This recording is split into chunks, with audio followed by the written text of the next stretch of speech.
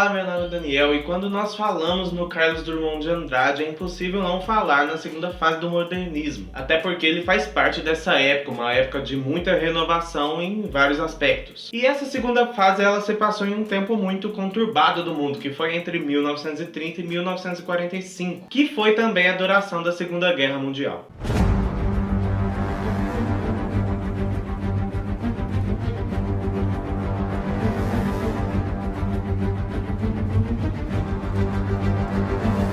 Olá, meu nome é Eric.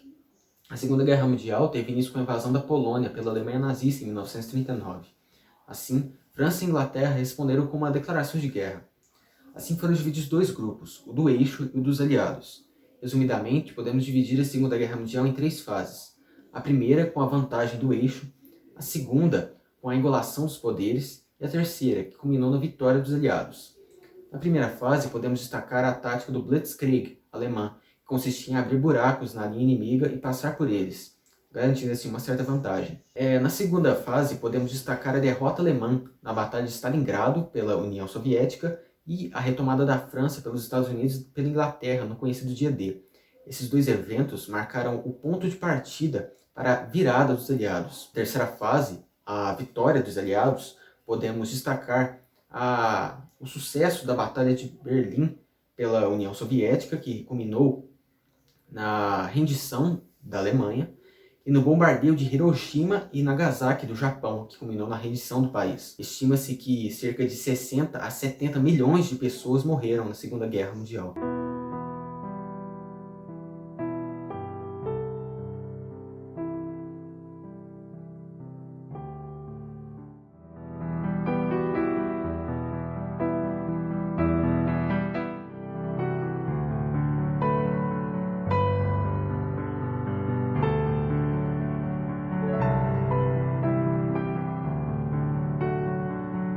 E se pegarmos as obras dessa época do Carlos Drummond, por exemplo, uma das mais conhecidas, A Rosa do Povo, nós vamos conseguir ver retratos da Segunda Guerra Mundial nessas obras dele. Eu posso também dar o exemplo de O Sentimento do Mundo, que retratou também a fase da Segunda Guerra Mundial e toda aquela destruição que essa Segunda Guerra causou para o mundo e todas as coisas depois que ocorreram também depois dessa Segunda Guerra, que deixou marcas até hoje. E um destaque que também acabou influenciando em muitas das obras do Carlos Drummond foi pelo fato dele ser secretário do Gustavo Capanema, que era um político mineiro. E ele sabia que hora que ele estava conversando com algum outro político, então ele era o secretário desse político e que acabou influenciando nessas outras obras dele, porque, de acordo com ele, em uma entrevista que ele deu, o trabalho dele era muito pesado. Então todas essas questões da época, incluindo o trabalho dele e a Segunda Guerra Mundial, que influenciou muito nas obras dele e que influencia até hoje, as mais conhecidas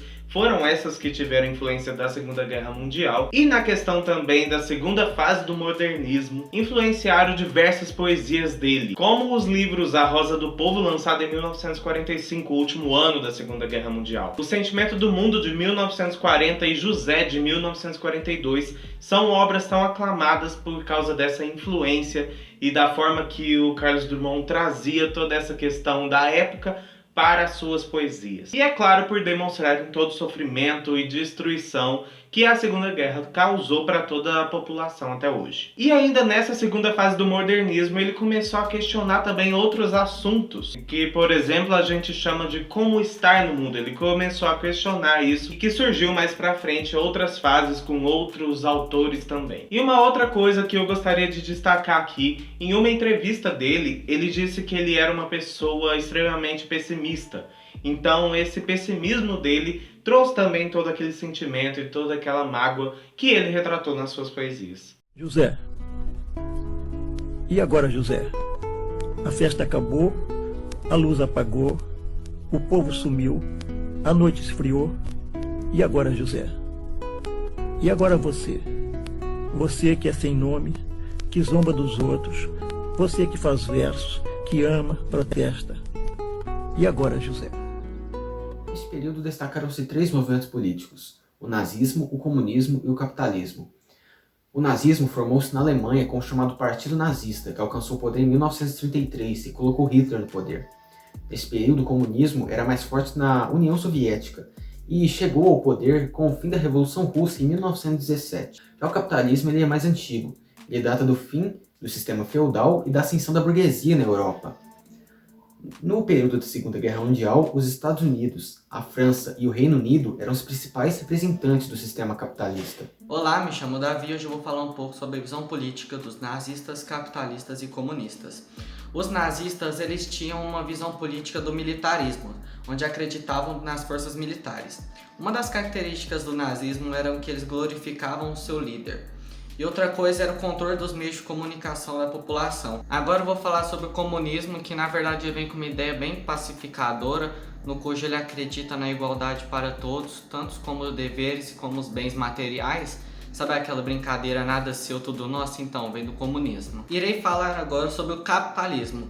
Nele eu já não preciso me estender muito, pois vivemos uma sociedade capitalista nos tempos atuais, no qual todos nós temos a nossa propriedade privada, ou seja, todo mundo tem seus bens, seu celular é seu celular, seus materiais são seus materiais, e existe a procura do acúmulo de capital, resumidamente, o trabalho. A gente trabalha para aumentar o nosso capital. Além disso, nesse período vinham-se as consequências da crise de 1929, conhecida como a Grande Depressão, que deixou milhões de desempregados, fez com que a economia de diversos países entrasse em colapso e fez com que o comércio mundial diminuísse drasticamente.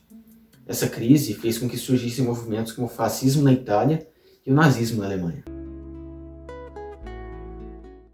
E esse sentimento literário começou logo no início da Segunda Guerra Mundial. Porque antes da Segunda Guerra, em 1929, nós tivemos o que a gente chama de a Grande Depressão, que foi uma fase de grande crise financeira e que depois, em 1930, começou a Segunda Guerra Mundial com todas as questões ideológicas dos nazistas e tudo mais. E em 2 de setembro de 1945 acabou a Segunda Guerra Mundial oficialmente, e nesse mesmo ano ele lançou mais um livro, que foi A Rosa do Povo, que hoje é considerado uma das maiores obras literárias do Brasil. Juntamente com Alguma Poesia, que foi considerado o precursor da poesia de 30. E existem alguns outros pontos, como por exemplo de 1970 a 1980, que ele começou a retratar algumas coisas como a família, ele retratou a morte como uma lembrança e todas essas outras coisas que trouxeram aí um legado para ele na questão literária no Brasil como um todo e nas poesias dele, como destaque aqui A Rosa do Povo e O Sentimento do Mundo, que acho que foram os precursores aí que retrataram mais a questão da época, especialmente da Segunda Guerra Mundial. Sozinho no escuro, qual bicho do mato, sem teogonia, sem parede nua para se encostar, sem cavalo preto que fuja a galope, você marcha, José. José, para onde?